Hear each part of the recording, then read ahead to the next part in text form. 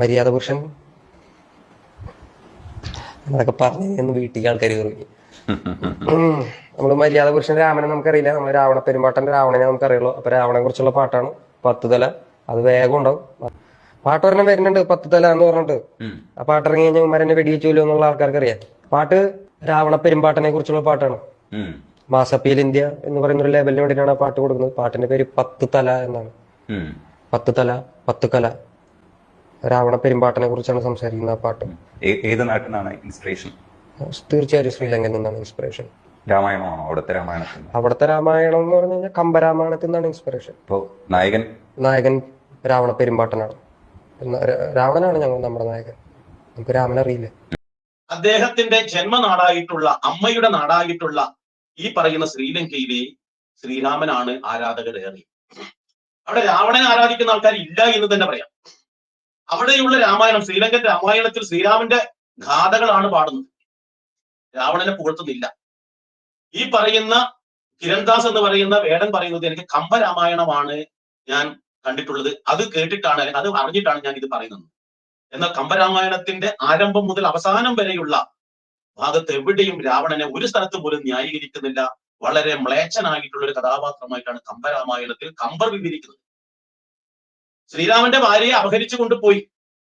ഇത് കൂടാതെ അദ്ദേഹം ഏതൊക്കെ സ്ത്രീകളെ, അദ്ദേഹം അസുരകുലമാണ്, ആ കുലത്തിൽ നിന്നും വ്യതിചലിച്ചുകൊണ്ട് ഗന്ധർവന്മാരാവട്ടെ, ദേവസ്ത്രീകളാവട്ടെ, യക്ഷന്മാരാവട്ടെ, കിന്നരന്മാരാവട്ടെ, എല്ലാ വിഭാഗത്തിലുള്ള സ്ത്രീകളെയും ഫലമായി തന്റെ ഇംഗിതത്തിന് വേണ്ടി കൊണ്ടുവന്നിട്ടുണ്ട്. അതാണോ അയാൾ ഹീറോവായി കാണുന്നതെങ്കിൽ അത് അയാൾക്ക് ഒരു ക്രെഡിറ്റ് ആയിട്ട് തന്നെ കൊടുക്കണം. നമസ്കാരം, ഞാൻ ലക്ഷ്മി കാണത്ത്. ഇന്ന് നമ്മളോടൊപ്പം ഉള്ളത് ആചാര്യനും അതുപോലെ തന്നെ ശബരിമല മഹാസത്രം എന്നുള്ള ഒരു സങ്കല്പം ഉണ്ടാക്കി അതിന് വേണ്ട രീതിയിലുള്ള ആചാരങ്ങളും അതിനെക്കുറിച്ച് വിശദമായിട്ടുള്ള ചിട്ടകളും എല്ലാം ക്രമീകരിച്ച് അതിൻ്റെ പേരിൽ യൂറോപ്യൻ പ്രൊഫഷണൽ യൂണിവേഴ്സിറ്റിയിൽ നിന്ന് ഈ അടുത്ത ഇടയിൽ ഓണററി ഡോക്ടറേറ്റും ലഭിച്ചിട്ടുള്ള നമ്മുടെ എല്ലാം പ്രിയപ്പെട്ട MG വിനോദ്ജിയാണ് നമ്മളോടൊപ്പം ഉള്ളത്. സ്വാഗതം വിനോദ്ജി.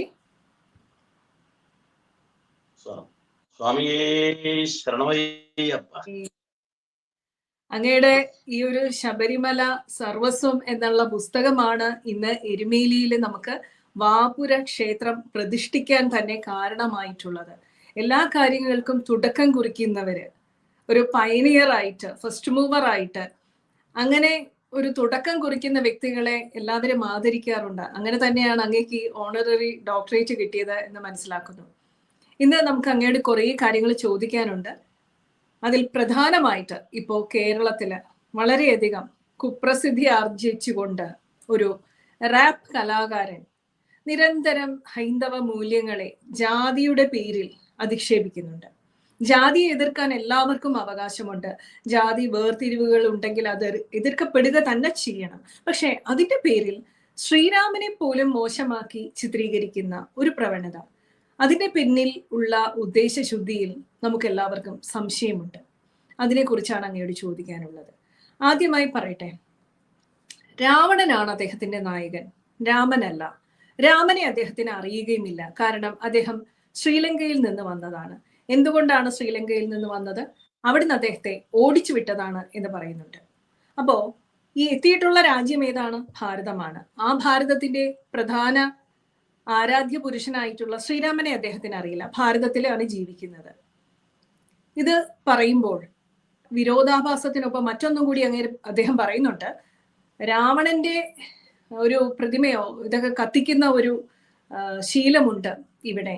അത് വെറുപ്പിന്റെ പ്രതീകമാണ്, അത് എതിർക്കപ്പെടണം എന്നാണ് പറയുന്നത്. നന്മയ്ക്ക് എപ്പോഴും വിജയമുണ്ടാകുന്നത് ലോകം എല്ലായിടത്തും ആഘോഷിക്കുന്ന ഒരു കാര്യമാണ്. നമുക്ക് ആർക്കും രാവണനോട് എതിർപ്പില്ല. നന്മയും തിന്മയും മാത്രമേ നമ്മുടെ മുന്നിലുള്ളൂ. ഒരു വ്യക്തിയുടെ ഭാര്യയെ കട്ടുകൊണ്ടുപോയ ഒരു വ്യക്തിയെ നമുക്ക് ഒരിക്കലും അതൊരു സൽപ്രവൃത്തിയായിട്ട് കണക്കാക്കാൻ സാധിക്കില്ല. ഇദ്ദേഹത്തിന് ഒരു പ്രത്യേകതയുണ്ട്. ഇദ്ദേഹവും ഒരു മീറ്റു കേസില് ആരോപണ വിധേയനാണ്. രണ്ടു കൂട്ടരും പെണ്ണ് കേസിൽ പ്രതികളും അതുപോലെ തന്നെ ഒരേ നാട്ടുകാരുമാണ്. അതുകൊണ്ട് ആ ഇഷ്ടം സ്വാഭാവികമായിരിക്കാം. എങ്കിലും നമുക്ക് രാവണനെ കുറിച്ച് ഒരുപാട് അറിയേണ്ടതുണ്ട്. അങ്ങയിൽ നിന്ന് ഒന്ന് വിശദമാക്കാമോ? കാരണം നമ്മൾ ഒരുപാട് രാവണന്റെ ഗുണഗണങ്ങൾ രാമായണത്തിൽ കാണുന്നുണ്ട്. മരണാസന്നനായി കിടക്കുന്ന രാവണനോട് ഭരണത്തെക്കുറിച്ചും രാജ്യത്തെക്കുറിച്ചും എല്ലാം, രാജ്യം എങ്ങനെ ഭരിക്കണം എന്നുള്ളതിനെ കുറിച്ചും എല്ലാം ചെന്ന് അഭിപ്രായം ചോദിക്കാൻ അനുജൻ ലക്ഷ്മണനോട് ഭഗവാൻ ശ്രീരാമൻ പറയുന്ന ഒരു സീന് തന്നെയുണ്ട്. ഇങ്ങനെ ഒരുപാട് ഗുണഗണങ്ങളുള്ള, ശിവസ്തുതി എഴുതിയിട്ടുള്ള, സത്യത്തിൽ ബ്രാഹ്മണ പാരമ്പര്യമുള്ള, ബ്രഹ്മാവിന്റെ പുത്രനായിട്ടുള്ള പുലസ്ത്യ മഹർഷിയുടെ മകൻ വിശ്രവസിന്റെ പുത്രനായിട്ടുള്ള രാവണനെ കുറിച്ചിട്ടാണ് അറിയേണ്ടത്. ഒന്ന് പറയാമോ? നമ്മുടെ ഈ റാപ്പ് ഗായകനായിട്ടുള്ള വേടൻ, അദ്ദേഹം ശ്രീരാമനെ അറിയില്ല, പകരം രാവണനെയാണ് അറിയുക, രാവണനാണ് മാതൃകാ പുരുഷൻ എന്ന വിധത്തിൽ പറഞ്ഞത് അദ്ദേഹത്തിന്റെ കാഴ്ചപ്പാടിൽ നോക്കിക്കഴിഞ്ഞാൽ ശരിയായിരിക്കാം. കാരണം ഈ വീരപ്പന്റെ വീരകഥകൾ കേൾക്കുന്ന ആൾക്കാർക്ക് വീരപ്പനോടൊരു ആരാധനയുണ്ട്. അയാൾ എന്ത് തെറ്റ് ചെയ്തോ അതൊന്നും അവർക്ക് പ്രശ്നമല്ല. കാരണം അവരത് മാത്രം കേട്ട് വളർന്നവരാണ്. അതോടൊപ്പം ഈ ജയിൽവാസികളോടൊപ്പം കഴിയുന്ന ആൾക്കാരുണ്ട്.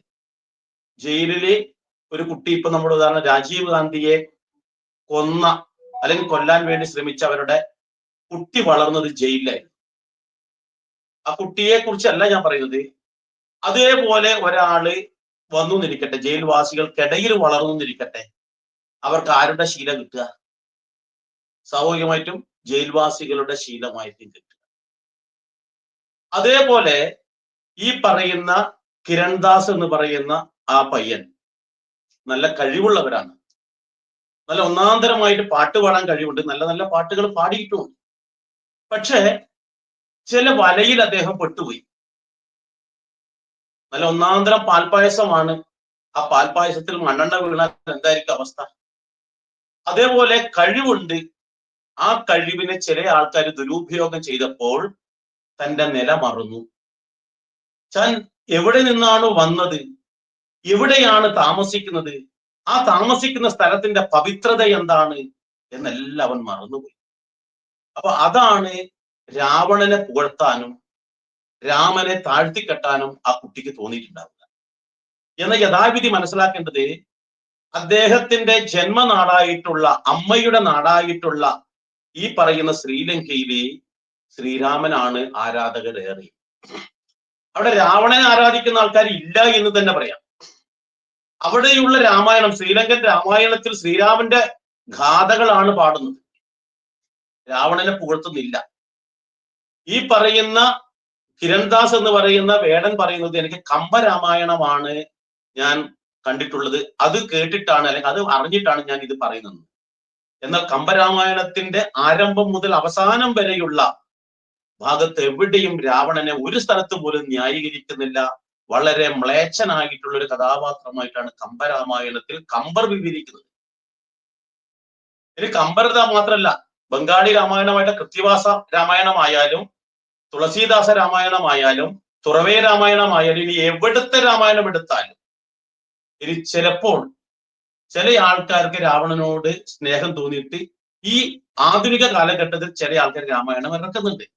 അതിലൊക്കെ രാവണനെ പുകഴ്ത്തുന്നുണ്ട്, അതിലൊന്നും തെറ്റില്ല.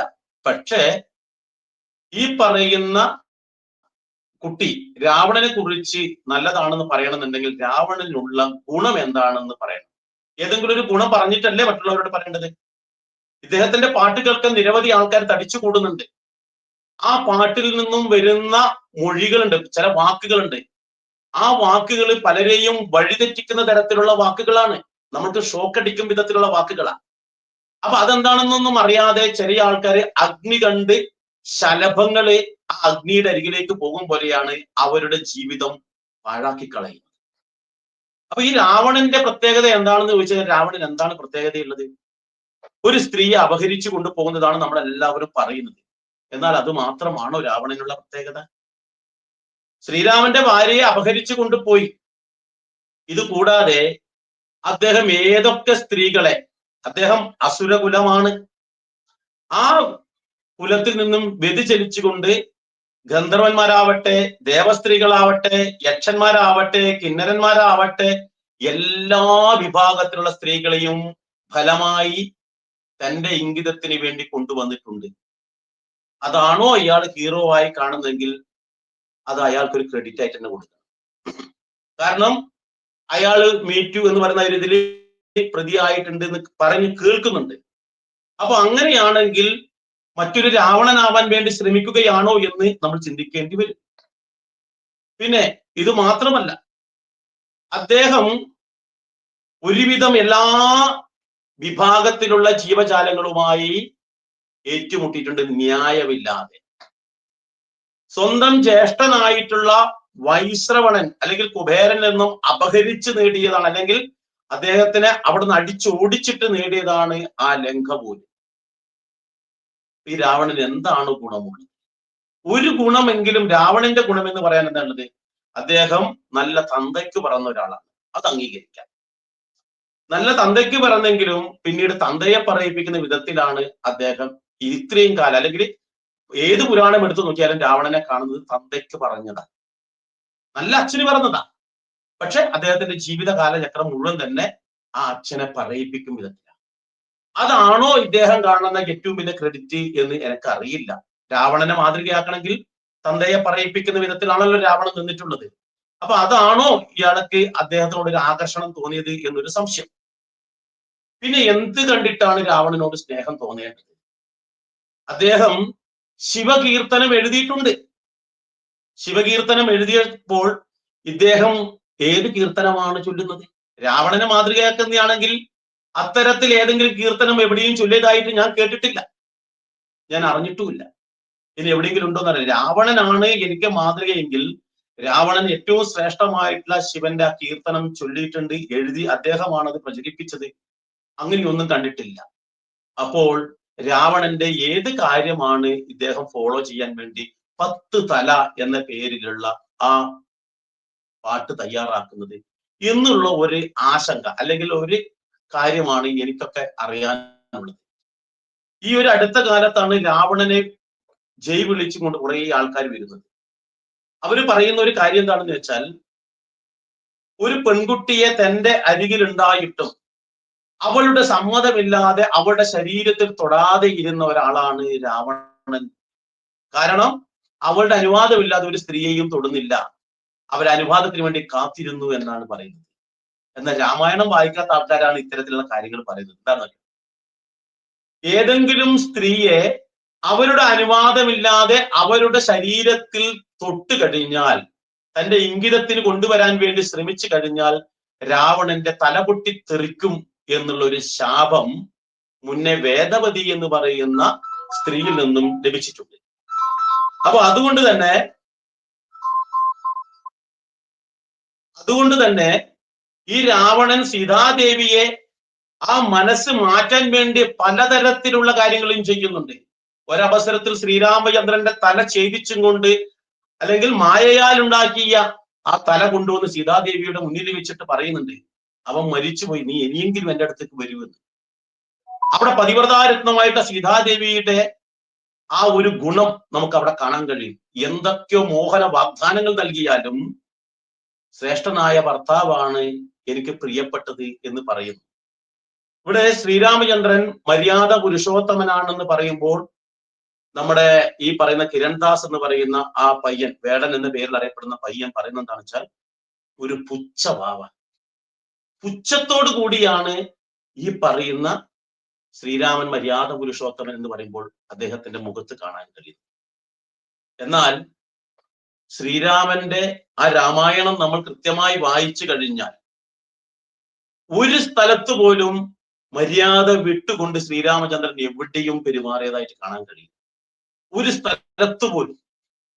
രാമായണം വായിക്കാത്ത ആൾക്കാര് ബാലരമയോ ബാലമംഗളമോ വായിച്ചിട്ടുണ്ടെങ്കിൽ, അതല്ലെങ്കിൽ മറ്റ് പ്രസിദ്ധീകരണങ്ങൾ വായിച്ചുകൊണ്ട് പറയുന്ന ഒരു കാര്യമുണ്ട്, മര്യാദ പുരുഷോത്തമനായ ശ്രീരാമചന്ദ്രൻ പൂർണ്ണ ഗർഭിണിയായ സ്ത്രീയെ അല്ലെങ്കിൽ ഭാര്യയെ വനത്തിൽ ഉപേക്ഷിച്ചവനാണ് എന്ന രീതിയിലാണ് ഇന്ന് ഏറ്റവും കൂടുതൽ പ്രചരിപ്പിക്കുന്നത്. എന്നാൽ അവർ രാമായണം വായിച്ചിട്ടില്ല എന്നുള്ളതാണ് നമ്മൾ യാഥാർത്ഥ്യം മനസ്സിലാക്കേണ്ടത്. സീതാദേവിയെ വനത്തിലേക്ക് കൊണ്ടുപോകുന്നതിന്റെ തലേ ദിവസം രാമായണത്തില്, ഉത്തരകാണ്ഡത്തില്, വളരെ കൃത്യമായി വാൽമീകി രാമായണത്തിൽ മൂലഗ്രന്ഥത്തിൽ വളരെ വിശദമായി വിവരിക്കുന്ന ഒരു ഭാഗമാണ് ശ്രീരാമചന്ദ്രൻ തന്റെ ഭാര്യയോട് ചോദിക്കുന്നുണ്ട്, പൂർണ്ണ ഗർഭിണിയാണ്, പ്രിയതമേ നിനക്ക് എന്താണ് ആഗ്രഹം? നിന്റെ ആഗ്രഹം സാധിപ്പിച്ചു തരേണ്ടത് എന്റെ ഉത്തരവാദിത്തമാണ്. സ്നേഹനിധിയായ ഭർത്താവിന്റെ മധുരവാക്യങ്ങൾ കേട്ടപ്പോൾ സീതാദേവി പറയുന്ന ഒരു വാക്ക് നടന്നു. പണ്ട് കാനനവാസത്തിനിടയിൽ അല്പസമയം മാത്രം ചെലവഴിച്ച ആ വാൽമീകി ആശ്രമം ഉണ്ടല്ലോ, അവിടെ കുറച്ചു കാലം കഴിയണം എന്നാണ് പറയുന്നത്. അവിടെ കുറച്ചു കാലം കഴിഞ്ഞ് അവിടെ വെച്ച് എനിക്കൊരു കുട്ടിക്ക് ജന്മം നൽകണമെന്നാണ് എന്റെ മോഹം എന്ന് പറയുന്നുണ്ട്. എന്ന ഈ ഭാഗം ആരും പറയാതെ അവിടെ മറച്ചു പിടിച്ചു.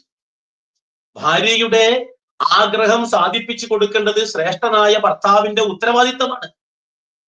അത് പ്രകാരമാണ് സീതാദേവിയെ വാൽമീകി ആശ്രമത്തിൽ കൊണ്ടുപോകുന്നത്. അത് കൃത്യമായിട്ട് മനസ്സിലാക്കണമെങ്കിൽ വാൽമീകി രാമായണം മൂലഗ്രന്ഥം നോക്കണം. അപ്പൊ എവിടെയാണ് ശ്രീരാമചന്ദ്രന്റെ മര്യാദ വിട്ടിട്ടുള്ള പെരുമാറ്റം എന്നുള്ളത്? ഇവിടെ ഇത് എന്നെ കേൾക്കുന്ന ആർക്ക് വേണമെങ്കിലും ഇതിന്റെ കമന്റ് ബോക്സിൽ രേഖപ്പെടുത്താം, അല്ലെങ്കിൽ എന്റെ മൊബൈൽ നമ്പർ അവർക്ക് കൊടുക്കുക. ചോദിച്ചോട്ടെ, രാമായണത്തിന്റെ ആ ഭാഗങ്ങൾ എടുത്തുകൊണ്ട് തന്നെ നമുക്ക് കൃത്യമായിട്ട് പറഞ്ഞു കൊടുക്കാൻ പറ്റും, ഇത്രയും ശ്രേഷ്ഠനായിട്ടുള്ള ഒരു വ്യക്തി ഭൂമിയിൽ ഉണ്ടായിട്ടില്ല. അപ്പോൾ അതിന്റെ നേരെ വിപരീതമായിട്ട് ശ്രീരാമനേക്കാൾ സൗന്ദര്യമുണ്ട്, ശ്രീരാമനേക്കാൾ ആരോഗ്യമുണ്ട്, ശ്രീരാമനേക്കാൾ ആയുധവിദ്യയുണ്ട്, ശ്രീരാമനേക്കാൾ ഉയർന്ന കുലത്തിൽ, ബ്രാഹ്മണ കുലത്തിൽ ജനിച്ചു, ശ്രീരാമൻ ക്ഷത്രിയ കുലത്തിലാണ്. ഇങ്ങനെ ഉണ്ടായിട്ട് പോലും മ്ലേച്ഛനായി കർമ്മം ചെയ്യുകയും ഭൂലോകത്തിനല്ല പ്രപഞ്ചത്തിനാകെ നാശനഷ്ടം വരുത്തുകയും എല്ലാത്തിനും വിനാശിയായി ജീവിക്കുകയും ചെയ്ത രാവണനാണ് ഈ പറയുന്ന കിരൺദാസ് എന്ന് പറയുന്ന വേടന് മാതൃകയെങ്കിൽ, ഇഷ്ട കഥാപാത്രമെങ്കിൽ, അതിൽ നിന്ന് ഞാൻ നേരത്തെ പറഞ്ഞ എന്തോ ഗുണം അദ്ദേഹം കാണുന്നുണ്ട്. അതായിരിക്കാം അദ്ദേഹത്തിനെ കുറിച്ച് 10 തല എന്നുള്ള പാട്ട് എഴുതാൻ തയ്യാറാവുന്നത്. നമ്മൾ ചിന്തിക്കേണ്ടത് രാവണന്റെ ഗുണം എന്ന് പറയുന്നാൽ, നല്ല അച്ഛന് പറഞ്ഞിട്ട് പോലും ആ അച്ഛനെ പറയിപ്പിക്കും വിധൽ സ്ത്രീ വിഷയത്തിലായാലും മറ്റെല്ലാ വിഷയത്തിലായാലും വൃത്തികെട്ട രീതിയിൽ ജീവിക്കുമ്പോൾ എന്താ പറയാ, ഇന്ന ആളുടെ മകന്റെ പറയും. അപ്പൊ ആ അച്ഛനെ പറയിപ്പിക്കുന്നതാണോ ഇദ്ദേഹത്തിന് മാതൃകയായി തോന്നിയിട്ടുള്ളത്? അല്ലെങ്കിൽ ലോകത്തുള്ള മുഴുവൻ സ്ത്രീകളെയും കയറി പിടിച്ച് അവരെ മാനഭംഗപ്പെടുത്താൻ വേണ്ടി ശ്രമിച്ച രാവണന്റെ പ്രക്രിയയാണോ ഇദ്ദേഹത്തിന് മാതൃകയായിട്ടുള്ളത്? എന്താണെന്ന് അദ്ദേഹത്തിന് പറഞ്ഞു കണ്ടിട്ട പാട്ട് വരുമ്പോൾ മനസ്സിലാക്കാൻ ചിലപ്പോൾ അത് അദ്ദേഹത്തിന് വളരെയേറെ ഇഷ്ടപ്പെട്ടിട്ടുണ്ടാവും. അതായിരിക്കാം. ചില ആൾക്കാർക്ക് അങ്ങനെയുണ്ട്. ക്ഷീരമുള്ളോരകിടിൻ ചുവട്ടിലും ചോര തന്നെ കൊതുകിന് കൗതുകം എന്ന് പറയും. കാരണം നിരവധി ഗുണങ്ങളുള്ള ആൾക്കാരുണ്ടെങ്കിലും ചില ആൾക്കാർക്ക് ദുഷ്ട കഥാപാത്രങ്ങളോട് താല്പര്യമുണ്ടാകും. അത് ജന്മഗുണമാണ്.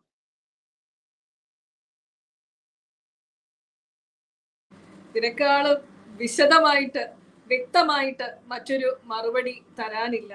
എന്തായിരുന്നാലും ശ്രീലങ്കയിൽ നിന്ന് ഓടിച്ചു വിട്ടത് വെറുതെ അല്ല എന്ന് നമുക്ക് മനസ്സിലാക്കാൻ സാധിക്കും. കാരണം അങ്ങനെ ഒരു രാജ്യത്ത് നിന്നുകൊണ്ട് അവരുടെ ഏറ്റവും സാത്വികരായിട്ടുള്ള ബുദ്ധമത വിശ്വാസികളാണ് ശ്രീലങ്കക്കാർ. അവരുടെ മുഖത്തോട്ട് നോക്കിയാൽ തന്നെ എന്തൊരു ശാന്തതയാണ് നമുക്ക് കാണാൻ സാധിക്കും. ബുദ്ധന്റെ അതേ ശാന്തത അവരിൽ കാണാൻ സാധിക്കും. അങ്ങനെയുള്ള അവര് ആ രാജ്യത്ത് നിന്ന് വെറുതെ ഒന്നും അങ്ങനെ ഓടിച്ചു വിടില്ല എന്നുള്ളത് മനസ്സിലാകുന്ന രീതിയിലാണ് ഇദ്ദേഹത്തിന്റെ ഇവിടെയുള്ള പ്രവർത്തനങ്ങൾ. അതായത് ഭാരതത്തിൽ എത്തിയിട്ട് ഭാരതത്തിന്റെ ആരാധനാ പുരുഷനായിട്ടുള്ള ശ്രീരാമനെ പോലും അധിക്ഷേപിച്ചുകൊണ്ട് പ്രതിസ്ഥാനത്ത് നിൽക്കുന്ന, ജനകോടികൾ ആരാധിക്കുന്ന ശ്രീരാമചന്ദ്ര ഭഗവാനെ പുച്ഛിക്കുന്ന രീതിയിൽ, പരിഹസിക്കുന്ന രീതിയിലുള്ള ഒരു ചിരിയും ചിരിച്ചിട്ടാണ് ഇദ്ദേഹം ഇത്തരത്തിലുള്ള അഭിപ്രായ പ്രകടനങ്ങൾ നടത്തുന്നത്. അതുകൊണ്ട് തന്നെ അങ്ങ് പറഞ്ഞതിന് വളരെ പ്രാധാന്യമുണ്ട്. തന്തയ്ക്ക് പറയിപ്പിക്കുക എന്നുള്ളത് മാത്രമാണ് രാവണനിൽ നിന്ന് ഇദ്ദേഹം പകർത്തിയിരിക്കുന്ന ഏക പാഠം. രാവണന്റെ പാരമ്പര്യം പോലെ നല്ലൊരു പാരമ്പര്യത്തിലാണ് അദ്ദേഹം പിറന്നത്. തമിഴ് വംശജയായിട്ടുള്ള അമ്മയും ശ്രീലങ്കക്കാരനായിട്ടുള്ള അച്ഛനുമാണ്. അങ്ങനെയുള്ള ഒരു നല്ല കുടുംബത്തിൽ പിറന്നിട്ട് ഇത്തരത്തിൽ ഭാരതത്തിൽ ജീവിച്ചുകൊണ്ട് അഭയം നൽകിയ ഭാരതത്തിന്റെ പ്രധാനമന്ത്രിയെ വരെ അധിക്ഷേപിച്ചുകൊണ്ട്, ലോകാരാധ്യനായിട്ടുള്ള പ്രധാനമന്ത്രിയെ വരെ അധിക്ഷേപിച്ചുകൊണ്ട് അദ്ദേഹം പ്രതികരിക്കുമ്പോൾ അതിന്റെ പിന്നിലുള്ളവരിലേക്കാണ് അന്വേഷണം പോകേണ്ടത്. അദ്ദേഹം ആരുടെയൊക്കെ കൈകളിലെ കളിപ്പാവയാകുകയാണോ എന്ന് നമുക്ക് സംശയിക്കേണ്ടിയിരിക്കുന്നു. അത്തരത്തിലുള്ള പ്രതികരണങ്ങളും പ്രവൃത്തികളുമാണ് അദ്ദേഹത്തിൽ നിന്നുണ്ടാകുന്നത്. വളരെ വ്യക്തമാണ് അങ്ങ് പറഞ്ഞത്. ഈ വിഷയത്തിൽ ഇതിൽ കൂടുതൽ ഒരു വ്യക്തത വരുത്താനില്ല.